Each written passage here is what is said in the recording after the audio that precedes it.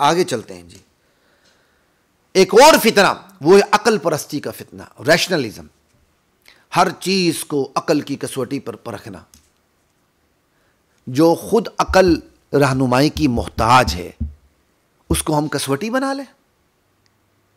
اس عقل کو اگر شریعت کی رہنمائی نہ ہو، یہ عقل سگی بہن سے شادی کرتی ہے، یہ عقل سگی ماں سے زنا کرتی ہے. اگر اس عقل کے سامنے بند نہ باندھا جائے، خدا کی قسم ایمانداری سے بتائیں، شریعت کی تعلیمات کو ایک طرف رکھتے ہوئے بتائیں کہ سگی بہن سے نکاح کیوں نہیں ہو سکتا. آپ ایک وجہ بھی بیان نہیں کر سکتے، بلکہ آپ کا ریشنلزم مجبور کر دے گا کہ سگی بہن سے زنا ہو سکتا ہے، نکاح ہو سکتا ہے. جو بہن آپ کے کپڑے استری کرتی ہے، آپ کے کپڑے دھوتی ہے، سارے کام کرتی ہے، وہ یہ نکاح والا کام بھی کیوں نہیں کر سکتی؟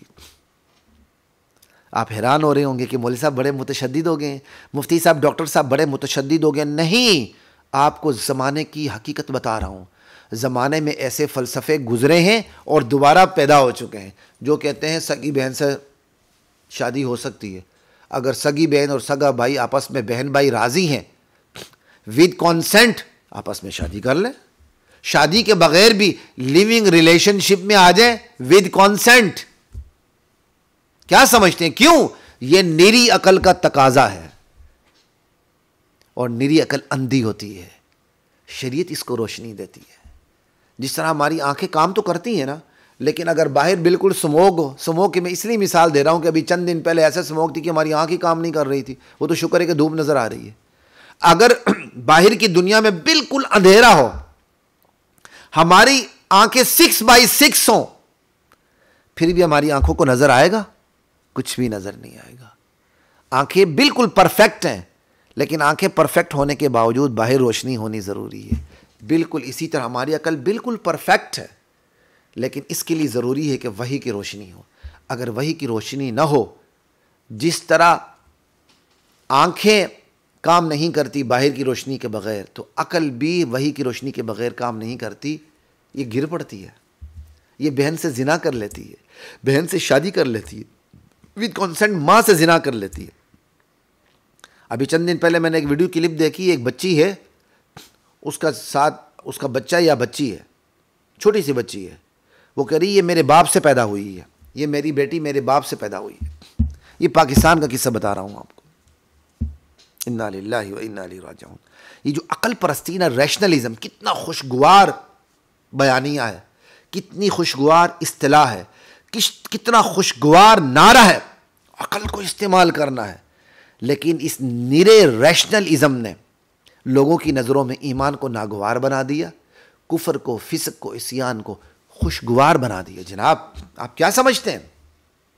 آپ آسان سمجھتے ہیں اس کو؟ یہ عقل پرستی کے حوالے سے میں نے آپ کو اتنی بات سمجھا دی، اتنی کافی ہے. کیونکہ ہم بات کر رہے ہیں انہی فہرست پہ، ان فتنوں کی فہرست پہ جن کی وجہ سے لوگوں کی نظروں میں ایمان ناگوار ہو جاتا ہے. تو باقی اللہ تعالیٰ نے کبھی موقع دیا تو عقل پرستی پہ پھر مزید بھی بات کریں گے، اللہ تعالیٰ نے چاہا. اس پر اتنی ہی بات کافی ہے. تو یہی عقل پرستی ہے کہ حلال حرام کے رشتے، کیا کہتے ہیں، حلال حرام کے ضابطے ختم ہو جاتے ہیں. جو مرضی آپ قانون بنا لیں. مغرب میں اسی عقل کے زور پر مرد اور مردوں کے درمیان، دو مردوں کے درمیان شادی ہو رہی ہے، دو عورتوں کے درمیان شادی ہو رہی ہے. پھر تیسرا قانون بھی بن گیا کہ بچے گود بھی لی جا سکتے ہیں. اسی عقل کے زور پر، اسی عقل کے زور پر شراب حلال ہو گئی ہے ان کی پارلیمنٹ سے.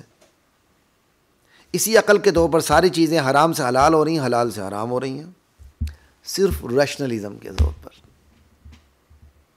اور اسی ریشنلزم کے دور پر ہر بری چیز اچھی لگ رہی ہے اور ہر اچھی چیز بری لگ رہی ہے. دنیا کا سب سے بڑا ریشنلسٹ ابلیس تھا. جب اللہ تعالیٰ نے اس کو کہا سجدہ کرو آدم کو، اسجدوا لآدم، اس نے انکار کر دیا اور وہ ریشنلزم کا شکار ہوا اور اس نے کہا انا خیر من. اللہ نے پوچھا ما منعک اللہ تسجد اذ امرتک، ارے میں نے جب تجھے حکم دیا تھا سجدہ کرو تو نے سجدہ کیوں نہیں کیا؟ اس نے کہا انا خیر من، میں آدم سے بہتر ہوں. ایک برتر ایک کمتر کو سجدہ کیوں کرے بھائی؟ کیوں بہتر ہے؟ اس نے باقاعدہ لاجیکل ریزن دی.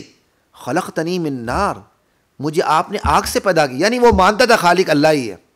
خلقتنی من نار، آپ نے مجھے آگ سے پیدا کیا، وخلقتہ من طین، اور آدم کو بدبودار کیچڑ سے آپ نے پیدا کیا، گارے سے پیدا کیا ہے، آگ روشن، اور یہ ایک تاریک بدبودار کیچڑ سے پیدا ہوا ہے، تو میں برتر ہوں اس سے، تو ایک برتر کمتر کو کیوں سجدہ کرے؟ اللہ اکبر۔ حالانکہ یہ اس کا عقلی مسئلہ تھا ہی نہیں، یہ اس کا نفسیاتی مسئلہ تھا۔ شیطان اپنی نفسیات کا شکار ہو گیا اور نفسیاتی مسئلے کو اس نے عقلی مسئلہ بنا لیا کہ مٹی سے آگ افضل ہے، حالانکہ دنیا میں یہ ثابت ہی نہیں کیا جا سکتا کہ مٹی آگ سے افضل ہے، بلکہ الٹا بھی ثابت کیا جا سکتا ہے۔ آگ کو مٹی اپنے گود میں لیتی ہے، مٹی آگ کو بجھا دیتی ہے اور گود میں بھی لیتی ہے، آگ جل رہی ہوتی ہے، مٹی کی گود میں آگ جل رہی ہوتی ہے۔ پھر مٹی نے آگ کے تمام ذرائع کو پیدا کیا ہوتا ہے، مٹی سے بیج پھوٹتا ہے، بیج سے درخت بنتا ہے، درخت کے اندر آگ ہوتی ہے، ان درخت کی ٹہنیوں کو ٹکرائیں تو آگ پیدا ہوتی ہے۔ تو پھر بظاہر آگ کی تخلیق میں حصہ کس کا ہوا؟ مٹی کا ہوا، تو پھر مٹی افضل ہوئی نا۔ میں یہاں یہ کہنے نہیں بیٹھا ہوں مٹی آگ سے افضل ہے، یہ صرف میں شیطان کا جواب دے رہا ہوں جو اس کا نفسیاتی مسئلہ تھا کہ آگ مٹی سے افضل ہے، وہ اس کا شکار ہو گیا۔ اور اگر اس کو عقلی مسئلہ بھی کہیں تو پھر ایمانداری سے بتایا کہ خالص عقل کے زور پر آپ کے پاس کیا جواب ہے شیطان کی اس بات کا کہ وہ تو بدبودار میں کیچڑ سے پیدا ہوا ہے، میں روشن آگ سے پیدا ہوں، میں برتر ہوں؟ آپ جواب دے سکتے ہیں کہ اللہ تعالیٰ نے جواب دیا اس کو کہ یہ تمہاری لاجیکل ریزن غلط ہے؟ اللہ نے یہ کہا اے ابلیس، تو ابلیس بن گیا یہ کہہ کر، تجھے بات ہی سمجھ نہیں آئی، تو انڈرسٹینڈ ہی نہیں کر سکا، تیری جو کیا کہتے ہیں لاجیکل اپروچ ہے وہ غلط ہے۔ لاجیکل اپروچ اب میری سنو کہ مٹی اور آگ سے افضل ہے، اللہ تعالیٰ نے اپنی اپروچ اس کے سامنے رکھ دی ہو، انا للہ و انا الیہ راجعون، اللہ تعالیٰ نے اپنا نالج اس کے سامنے رکھ دیا ہو کہ اے شیطان تیری اپروچ غلط ہے، تیری سوچ غلط ہے، بلکہ لاجیکل ریزن یہ ہے کہ مٹی آگ سے افضل ہے، اور اللہ تعالیٰ نے لاجیکل ریزن پیش کی ہو۔ اللہ نے ایسا کیا نہیں کیا، اللہ تعالیٰ نے شیطان ابلیس کی جو لاجیکل ریزن ہے اس کا جواب ہی نہیں دیا، جواب دینا اللہ نے گوارا بھی نہیں فرمایا۔ اللہ نے کیا کہا؟ فَاخْرُجْ فَإِنَّكَ رَجِيمٌ، تو راندہ درگاہ ہے، نکل یہاں سے۔ یہ کہہ کے اللہ تعالیٰ نے پوری انسانیت کو اور جنات کی تمام مخلوق کو یہ باور کروا دیا کہ عقلی تقاضا میرے حکم پہ عمل کرنا ہے، بس چو چرا نہیں کرنا۔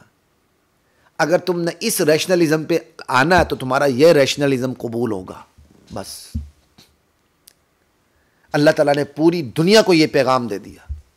بھائی سب سے بڑا عقلی تقاضا یہ ہے، جس نے تمہیں وجود دیا تم اس کی مانو۔ وہ شیطان بھی مان رہا تھا، اس نے کہا یا اللہ تو نے مجھے پیدا کیا ہے، لیکن آگ سے، اس کو پیدا کیا تم نے کیچڑ سے، خلقتنی من نار وخلقتہ من طین۔ تو سب سے بڑی لاجیکل ریزن تو یہ ہے جو خالق ہو اسی کی ماننی چاہیے مخلوق کو۔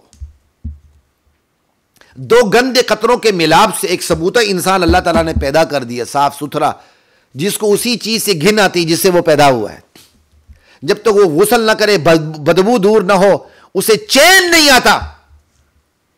تو جس خالق نے اتنے گندے پانی سے اس کو اتنا بہترین صاف شفاف انسان پیدا کر دیا، تو پھر حق اس کا بنتا ہے نا کہ اسی کی مانی جائے، چاہے تمہاری کھوپڑی میں اس کے حکم کی ریزن سمائے یا نہ سمائے۔ یہ زیادہ بڑا عقلی تقاضا ہے۔ اگر شیطان کی بات کو عقلی تقاضا تسلیم کر بھی لیا جائے تو اللہ کی خالق ہونا اور خالق ہی کی مان لینا یہ زیادہ بڑا عقلی تقاضا ہے۔ ٹھیک، تو اللہ تعالیٰ نے شیطان کے عقلی سوال کا جواب نہیں دیا، کہا نکل یہاں سے، نکال دیا اس کو، ہمیشہ کے لیے راندہ درگاہ کر دیا۔ ایک تو یہ بتا دیے تمہاری عقل سے میرا حکم مقدم ہے، اور دوسرا خود ہی بات سمجھ میں آتی ہے کہ شیطان کی بات کو بھی عقلیت سمجھا جائے تو اللہ کا خالق ہونا اور خالق کی مان لینا یہ زیادہ بڑا عقلی تقاضا ہے. دونوں باتیں سمجھ میں آتی ہیں. لا الہ الا اللہ. اس لیے نیرا ریشنلزم جس کو وحی کی رہنمائی حاصل نہیں ہوتی وہ گھن کے سوا کچھ بھی نہیں ہوتا. اور اس ریشنلزم نے تو رشتوں کا تقدس ہی ختم کر دیا. بیوی آپ کی لیکن اس کا کانسینٹ نہیں ہے. آج اس نے آپ کے ساتھ رات نہیں گزارنی. وہ کہتی نہیں میں نے آپ کے دوست کے ساتھ رات گزارنی ہے جو آج آ کے ہمارے یہاں کھانا کھا کے گیا تھا, مجھے آنکھ کا اشارہ کر کے گیا تھا, آج میرا جی چاہ رہا ہے کہ جا کر میں اپنے جسم کو اس کے جسم سے مس کر دوں, میں جا رہی ہوں. آپ نہیں روک سکتے اس کو. ریشنلزم کی دنیا میں, میرا جسم میری مرضی کی دنیا میں نہیں روک سکتے. اور جو بالکل ریشنلسٹ ہے شیطان کی طرح, خدا کی قسم وہ اپنی بیویوں کو روکتے بھی نہیں ہیں. وہ کہتے ہیں ٹھیک ہے میری بیوی اس کی مرضی جہاں مرضی رات گزارے.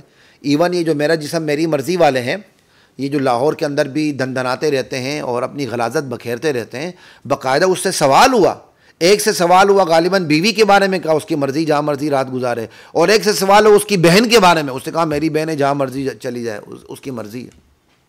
یہ لوگ اتنے گندے ہیں, اتنے گندے ہیں یہ لوگ کہ ان کے ہاں ریشنلزم کی وجہ سے رشتوں کا تقدس ہی ختم ہو چکا. پھر بھی کسی کو سمجھ نہیں آتی, اللہ سے ہدایت مانگے, نہیں مانگتا تو اللہ تعالیٰ ہم سے دور کر دے اس کو, ہمارے ایمان کو, ہمارے بچوں کے ایمان کو, ہماری نسل کو ایسے لوگوں سے بچا لے. لا الہ الا اللہ. یہی کیا کہتے ہیں عقل پرستی, اور اسی عقل پرستی سے ایمان ناگوار بنتا ہے.